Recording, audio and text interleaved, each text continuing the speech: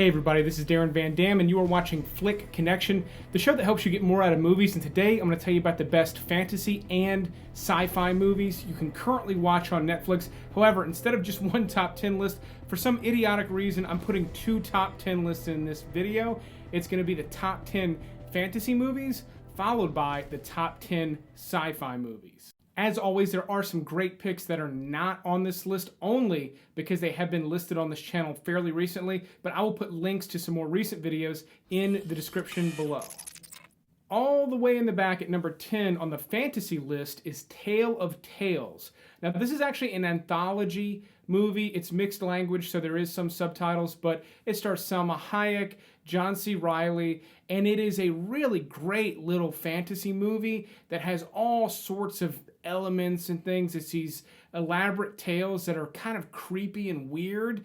The visuals in this for a low-budget movie look amazing. This really is a hidden gem currently available on Netflix, and it just came out this past year. It's really sort of overlooked. It is not great, which is probably why you haven't heard of it and why it's back at number 10, but for one that you probably have not heard of, it is a great little watch, especially if you're wanting to watch some sort of fantasy thing. One I know that a lot of you have seen is Constantine. I've put this on sci-fi lists in the past, and a lot of you had to complain about it, but this is a fantasy movie. It's got some beautiful visuals of angels and demons, and it's got this cool sort of film noir vibe about it, and Keanu Reeves is really one of my favorite actors working today. This is one that sort of like he's not known for, but it's got a couple of great performances, including one from Tilda Swinton, and Satan makes a really great appearance in this one. This is one that, while it's not one of my favorites in this genre, I've seen it quite a few times, and I've enjoyed it every single time. One I am just surprised at how few people have seen is Serenity. This is a great movie based on the show Firefly, which had one season on Fox. Last time I mentioned it, I said it got canceled. Again, I got complaints or corrections. It was sabotaged, however you want to put it, but the movie is actually really fantastic, and the movie came out quite a while after the show ended. It's actually amazing. There's even a documentary about how this movie even came to be, being made after essentially a failed show. The cool thing about this one is that even though I do recommend you go hunt down and watch the original series, Firefly, you can watch this movie first, and you can totally enjoy this movie as a standalone thing. They introduce the characters, so there's fan service in it that you're not going to get, but there's also plenty of stuff that you will get. Guillermo del Toro's first appearance of 3 on this list is Blade 2. Now, if you never saw Blade 2, I can't recommend it enough. If you're into vampires at all, odds are you've seen it. But not only is it the best Blade movie, it's one of the best Wesley Snipes movies. It's one of the best vampire action movies.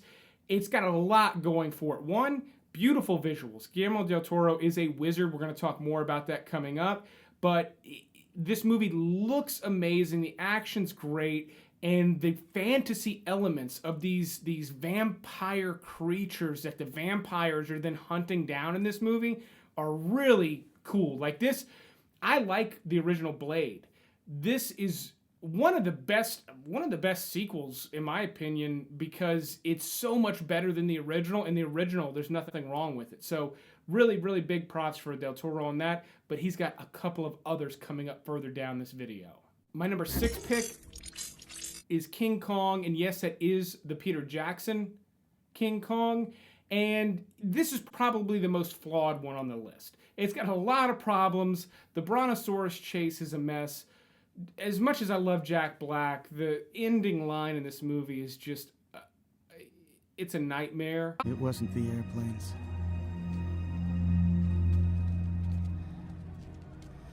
It was beauty killed the beast. But there are some really fun, incredible sequences in this that kind of get forgotten about because of the other not so good elements. The scene with the giant bugs is amazing. King Kong looks incredible. And the fight, to me, the fight with the T-Rex or the multiple T-Rexes is really incredible. Now, it is way over the top. It's too much, but it's solid entertainment. For my money, even though this one's a little overlong and there's a lot of fat on it that could be trimmed, it's better than the one that came out most recently, and I enjoyed that one. But this one really has some impressive elements that, for me, as much as I loved movies like Jurassic Park as a kid, this really rekindled a lot of that in a way that I did not expect when I first saw it. On last week's video, I mentioned Layer Cake, which is directed by Matthew Vaughn, who used to work for Guy Ritchie. A lot of you told me you really liked that recommendation.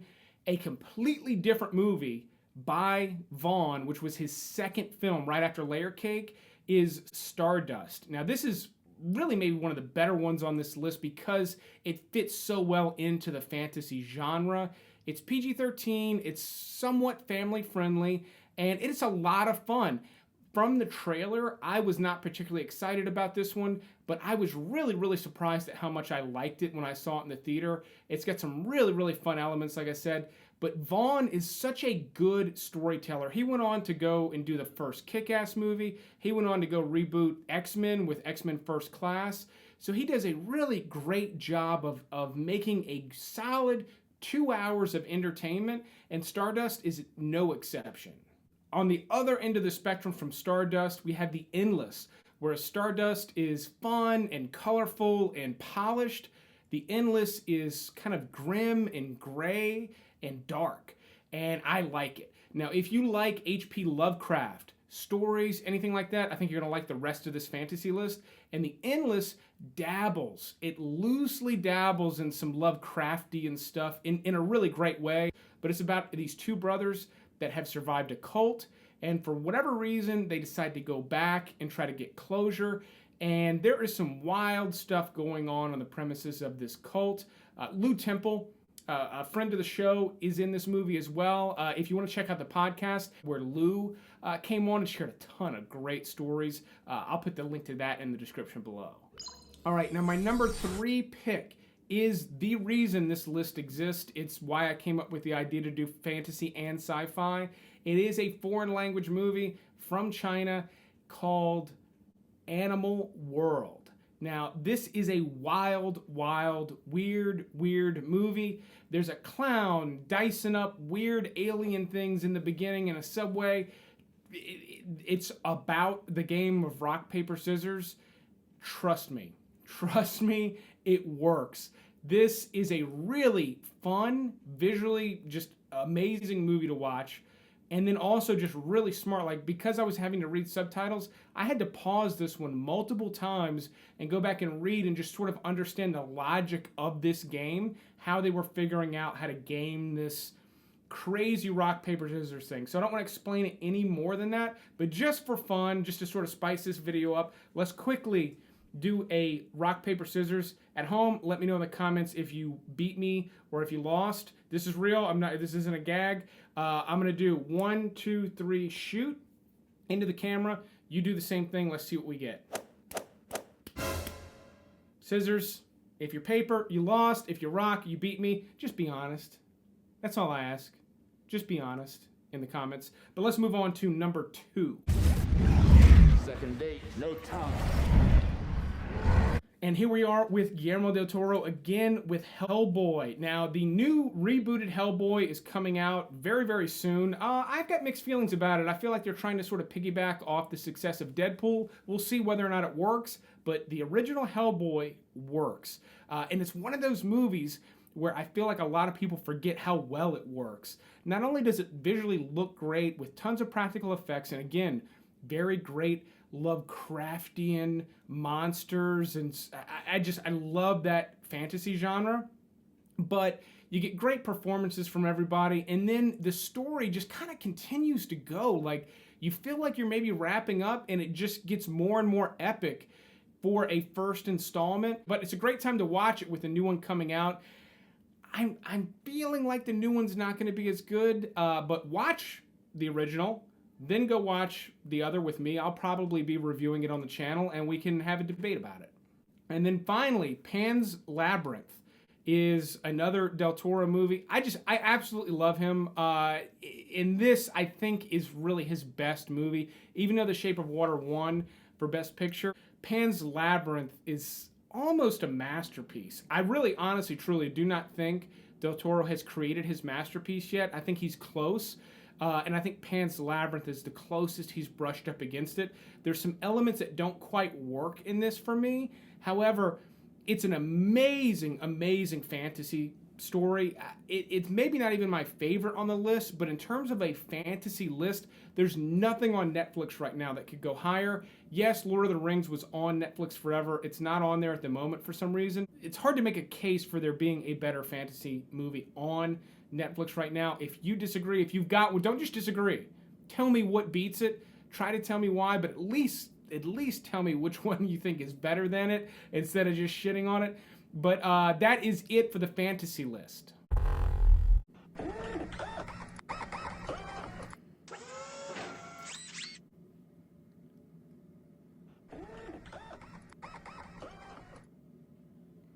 We good?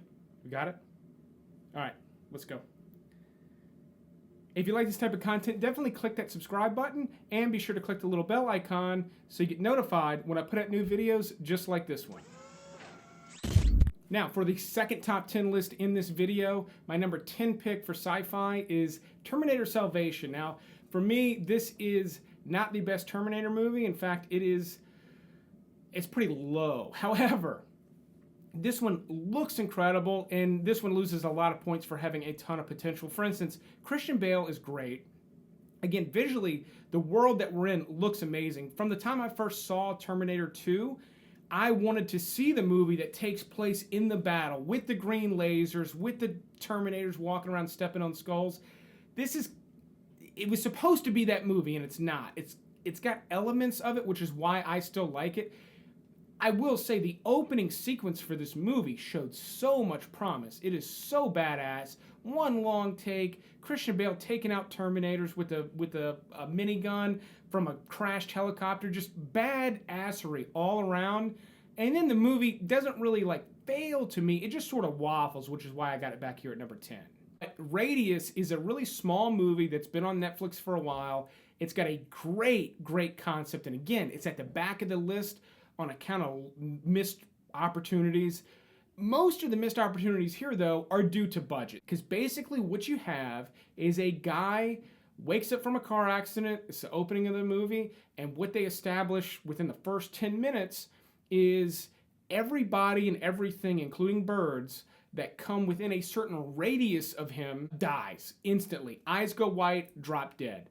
And it plays out really well. It takes him a while to figure out what's going on. But the rest of the movie is sort of this puzzle that's getting put together. Again, there's some things that happen, and I think they happen because of the low budget, so I can forgive it, but I enjoyed this one. This was a really cool little indie movie, and if you haven't seen it yet, I highly recommend it. I put the original Cloverfield at number 8. Now, I am a fan of the series, even though I did not like the Netflix original, The Cloverfield Paradox.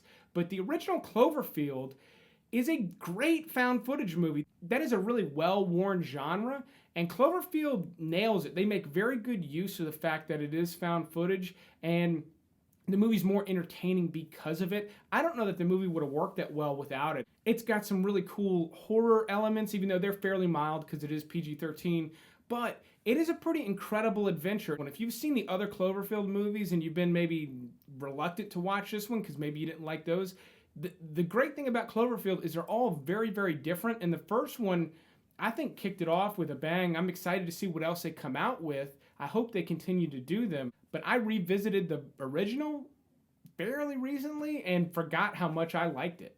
Speaking of Netflix originals, Spectral is a Netflix original that I really enjoyed. It was kind of the first blockbustery one that they released on a Friday night. And I never hear anybody talk about it, and I dug it. It is about a military team that is investigating this supernatural occurrence, and so you kind of get this Black Hawk Down vibe with the way it looks and the way it's shot. They definitely borrowed from Black Hawk Down, but then you get this cool supernatural thing with these specters. If you passed on it because it just didn't look very good, I'm telling you, I almost want to rank this one higher, but it didn't quite get there. However, it's a great little gem if you never picked it up. V for Vendetta. This one I wanted to like so much more. However, I still really liked it. Like, there's so many cool elements to it. And I think this one has gotten better with age. Natalie Portman is great in it. I'm a fan of her. And this one is kind of a standout role for her, really. The reason this one was maybe disappointing when it came out is because it's from the directors of The Matrix. It was their follow-up to The Matrix. And it just didn't hit the right notes. It's got kind of a 1984 vibe to it at times, kind of a Dark Man vibe, but other times kind of a Phantom of the Opera thing at times.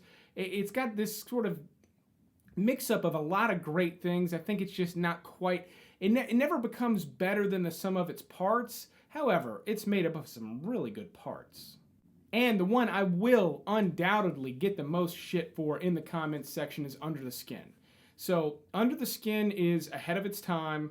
A lot of people do not like it, and the reason for that is because Scarlett Johansson is in it, and a lot more people have seen it as a result. By the way, no, I can't say that. People get mad if you tell everybody that you get to see Scarlett Johansson naked in it. Right? But Scarlett Johansson plays an alien that picks up men, brings them back to her lair, and consumes them.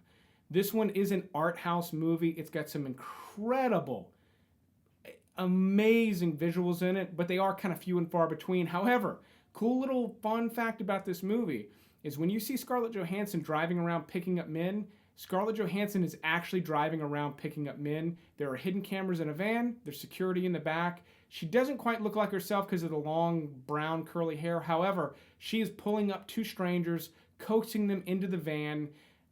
Most of the men you see in this, with a couple of exceptions, are real. Even some of the ones that come back to her lair were then later signed on to be in the movie. Really cool, visionary filmmaking, in my opinion. Some dark, creepy stuff going on here as well, which is why I like it. You're like a brother to me. Oh, you're my best friend in the whole world. I don't think I'm your best friend in the whole world. Another dark one that's not quite as creepy is The Lobster. Now, this one's actually directed by the same guy who just got nominated for Best Picture and a slew of others for The Favorite. Now, I said in the podcast recently, I didn't really like The Favorite. I didn't like it as much as his other movies. I gotta say, though, I think The Lobster might be my favorite of his. It's got this fun weirdness to it that I really, really got into.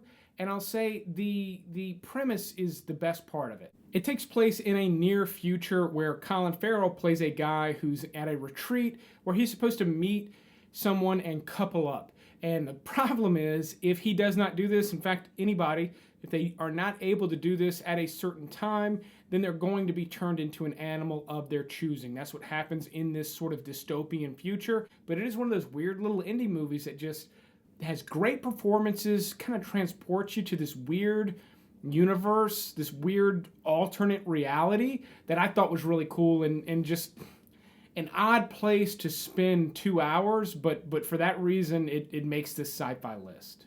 My number 3 pick was actually my number 1 pick when I started making this list, and I just couldn't quite justify its placement there. However, District 9 is one of my favorite sci-fi movies of this century. I love everything about it. It's absolutely entertaining from beginning to end. The sci-fi visuals are great. The aliens look amazing.